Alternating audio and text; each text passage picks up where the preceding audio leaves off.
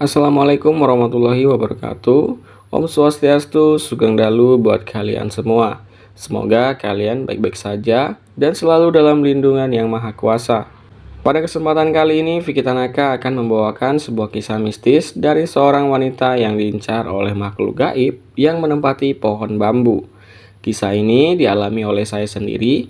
Kejadian itu sudah berlalu kurang lebih 1 tahun yang lalu, ketika kami sekeluarga masih mengontrak di sebuah kontrakan. Kontrakan kami berbatasan langsung dengan tembok sebuah pabrik kertas. Kala itu, kami menempati kontrakan tersebut dikarenakan suami ingin lebih dekat dengan tempat kerjanya. Suami saya bekerja di pabrik kertas, pas di sebelah kontrakan kami. Saya ketika itu melihat peluang untuk mendapatkan uang tambahan dengan cara berjualan di samping pabrik. Karena saya bukanlah pegawai atau pekerja pabrik, jadi saya tidak memiliki akses untuk berjualan di dalam. Yang akhirnya saya pun harus memilih berjualan di bawah pohon bambu yang bersebelahan langsung dengan tembok pabrik. Kala itu saya menjajakan makanan dan minuman seperti nasi uduk, lontong sayur, dan kopi. Ya lumayanlah untuk tambah-tambah ekonomi keluarga. Walaupun saya harus bolak-balik membawa barang dagangan. Tembok pabrik tersebut mempunyai pintu kecil sebagai tempat keluar masuk bagi mereka yang ingin berbelanja di tempat jualan saya. Hanya jam-jam istirahat saja, warung tempat saya berjualan akan ramai. Namun jika sudah jam kerja, hanya sayalah sendirian yang berada di warung. Di suatu waktu sebelum suami berangkat kerja, ia berkata kepada saya, "Hari ini pabrik akan beroperasi sampai malam." "Emang kenapa, Pak?" tanya saya. "Itu kemarin kayu pesanan bos yang dari Kalimantan sudah datang di pelabuhan." "Kayu?" tanya saya kembali sembari membawakan teh hangat. "Iya, Bu," kata suami saya yang sedang memasang sepatu safety miliknya. "Orang tongkangnya aja udah di pelabuhan, jadi kamu jualannya siangan dikit aja."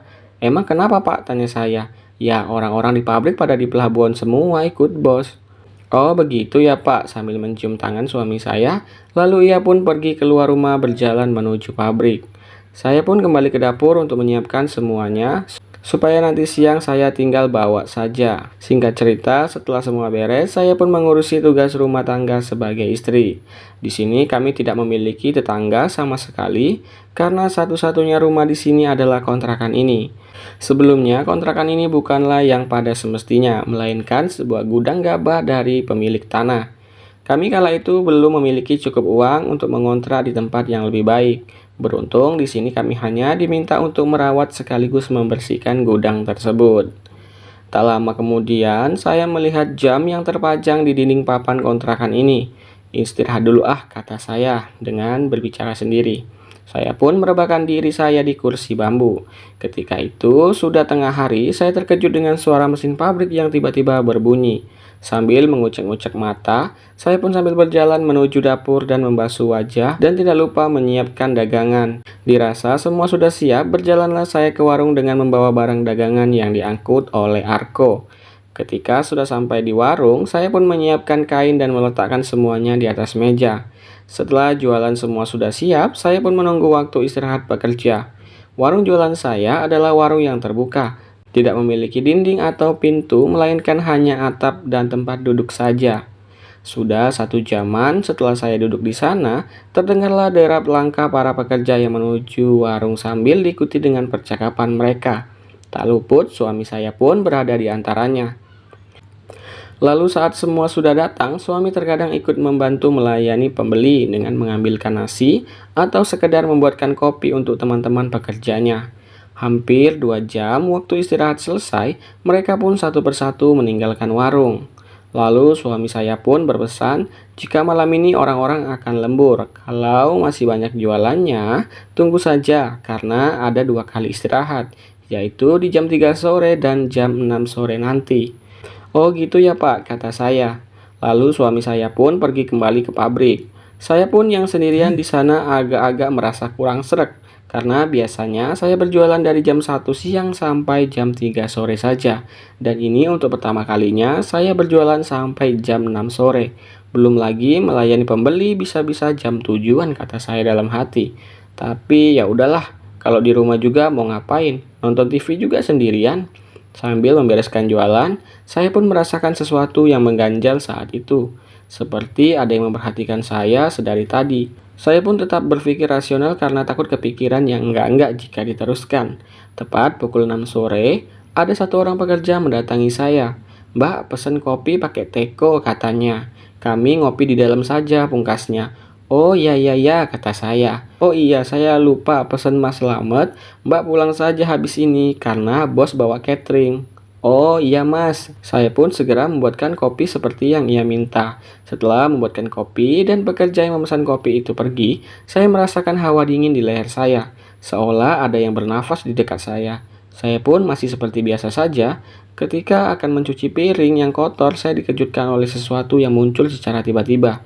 Ada sesuatu seperti lutung di belakang warung saya, dekat dengan tempat saya mengambil air. Saat itu, suasana memang sudah agak gelap. Ketika saya memfokuskan pandangan ke arah itu, ia menghilang secepat kedipan mata. "Oh, potokui," ketus saya sambil berbicara sendiri. Ketika sudah selesai mencuci piring, saya pun mengambil gelas yang berada di atas meja. Namun, saya dikejutkan dengan gelas kopi yang ampasnya seperti habis diseruput seseorang dan ampas kopi tersebut berceceran di atas meja. Betapa kesalnya saya melihat itu. Tak lama kemudian, saya ditampakkan ada sesuatu yang berada di atas pohon bambu. "Apa ya itu?" kata saya. Lampu di saat itu remang-remang dan tidak terlalu jelas untuk melihat ke atas. Lalu saat ia menoleh ke arah saya menjadi terbelalak karena matanya yang merah. Makhluk itu memandangi saya dari jarak yang sebegitu dekatnya. Ketika itu saya tidak bisa berlari karena kaki terasa lemas rasanya, seperti tidak memiliki tulang sama sekali. Makhluk itu pun turun dari pohon bambu tersebut. Ia berpawakan seperti barong dengan mata yang merah terbelalak dan taring serta tubuhnya yang penuh dengan bulu. Ketika itu saya mengalami pingsan dan tak sadarkan diri. Sadar-sadar saya sudah berada di rumah. Ternyata yang membawa saya ke rumah adalah suami saya. Katanya ia sudah sampai di rumah duluan, namun tidak ada saya di sana. Akhirnya ia menyusul saya di tempat jualan. Tak berhenti sampai di sana, makhluk itu seperti mengikuti saya pulang. Ketika itu suami saya pun bertanya, "Kenapa saya pingsan di sana?" Saya pun menceritakan kejadian tersebut dengan suami saya. Ia pun terkejut dengan cerita saya tanpa memberitahu saya lagi. Keesokan harinya pagi-pagi sekali suami saya keluar dengan membawa golok dan bensin. Ia pun membabat semua pohon bambu tersebut sampai ke tunas-tunasnya. Lalu tak selesai di situ, ia pun membakar semua pohon bambu itu. Setelah selesai, ia pun melanjutkan kerja di pabrik. Saya ketika itu belum berani untuk berjualan lagi, ya walaupun itu di siang hari. Setelah suami saya menuntaskan pohon tersebut, malamnya kami tidak bisa tidur semalaman. Saya sempat marah dengan suami saya ketika itu, karena ia bertindak sangat gegabah dan tidak berbicara dengan saya dulu. Namun, ia malah menimpali omongan saya dengan candaan. "Ini zaman modern, Bu, mana ada begitu-begitu," katanya. Belum sempat ia menelan air kopi di tangannya, ia seakan kesulitan untuk bernafas. "Pak, Pak," kata saya. Saya pun meneriakkan, "Eling, Pak, Eling." Tangan suami saya terlihat ingin melepaskan cekikan yang tak kasat mata itu.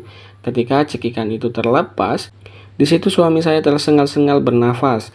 "Kenapa, Pak?" kata saya sambil mendekati. "Aku seperti dicekik orang," katanya. Belum selesai lagi saya bertanya dengan suami, semua gelas di dapur pecah semua. Seakan-akan ia dilempar oleh seseorang yang sedang sangat marah. "Ya ampun Pak, jangan-jangan itu makhluk yang di pohon bambu," kata saya. "Bisa jadi Bu, sekarang Bapak baru percaya kan?" "Iya," kata suami saya. Setelah itu lalu ada seperti suara auman, namun suara itu padat dan menggelegar. Tak lama ada suara seperti menangis, namun suaranya sangatlah parau. Suara itu akhirnya berkata, "Rumah saya hancur dan kalian harus membayarnya." Tanpa kami sadari, makhluk itu telah bertengger di langit-langit rumah papan kami. Kami yang saat itu melihatnya tersentak kaget. Makhluk itu pun turun dan kami melihat makhluk itu sangat-sangat jelas, seperti tidak ada batasan antara alamnya dan alam manusia. Makhluk itu seperti barong, orang-orang biasa menyebutnya genderuwo.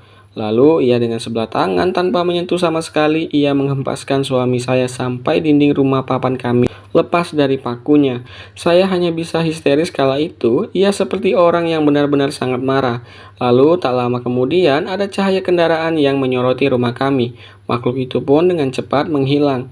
"Mas, Mas, Mas Slamet," itulah teriakan dari luar saat itu. "Iya," kata saya sambil berlari membuka pintu. Tak lupa saya mengelap pipi saya kala itu. Ketika saya akan bukakan pintu, ternyata itu adalah adik ipar saya. "Mbak, "Mbak, kenapa?" ujarnya. "Panjang ceritanya," kata saya. "Tolongin masmu dulu," kata saya. Lalu ia pun masuk dan melihat kakaknya terbaring lemas karena makhluk itu. Kami pun menceritakan kejadian yang menimpa kami. Adik ipar saya pun yang sejatinya adalah orang yang mendalami kebatinan, ia mengatakan begini, "Mas sama Mbak harus pindah," katanya. Makhluk itu sepertinya benar-benar marah dan ia pasti akan datang lagi karena rumahnya sudah kalian rusak. "Terus piye?" kata saya. "Jangan pindah," kata suami saya dengan nada tinggi. "Kalau nggak pindah, ia pasti datang terus." Saya pun turut meyakinkan suami saya yang sedari tadi memegangi punggungnya. Lalu adik ipar saya meminta saya untuk mengambilkan satu buah singkong. Saya pun dengan segera mencarinya di belakang rumah dengan posisi ketakutan. Setelah dapat, saya pun langsung masuk. Singkong yang saya dapatkan tidaklah besar, mungkin sebesar jempol orang dewasa. Itu sebab karena singkong yang tumbuh adalah singkong liar, bukan singkong yang ditanam dengan pupuk. Ini kata saya. Lalu adik ipar saya membawa korek dan meminta ditunjukkan di mana rumah makhluk itu sebelumnya. "Di sini," kata saya. Lalu adik ipar saya terlihat mencari dan mengumpulkan ranting dan segera membakar singkong tersebut, hingga tercium bau hangus dan terbakar. Tidak berselang lama, ada sekelebat bayangan hitam pekat seperti asap namun menutupi cahaya lampu. Makhluk itu datang dipanggil oleh adik ipar saya. Entah apa yang dikatakannya karena saya sendiri berdiri agak jauh dari mereka. Mereka seperti orang yang sedang ngobrol namun dengan bahasa Jawa yang sangat halus. Selesai ia dengan makhluk itu, lalu adik ipar saya menebang sisa pohon bambu dan membawanya ke rumah. Lalu ia menancapkan bambu tersebut di dalam rumah. Ternyata makhluk itu minta dipindahkan ke rumah kami sebagai gantinya. Jika tidak, ia akan datang terus dimanapun kami berada dan akan menuntut balasan. "Mas sama Mbak, malam ini kita keluar dari rumah ini." Tentu Mas sama Mbak nggak mau kan satu rumah dengan makhluk tersebut. Saya pun menggelengkan kepala. Suami saya yang kekeh pun akhirnya luluh juga setelah diberi pengertian oleh adiknya. Lalu adik ipar saya pergi dan kembali dengan membawa pick up untuk mengangkut barang-barang kami. Dan tinggallah kami di rumah kami sekarang ini tanpa ada gangguan lagi. Itulah kisah kami yang diincar makhluk bernama genderuwo. Memang saya akui salah kami juga yang bertindak semena-mena tanpa mengetahui jika tempat tersebut memiliki penunggu.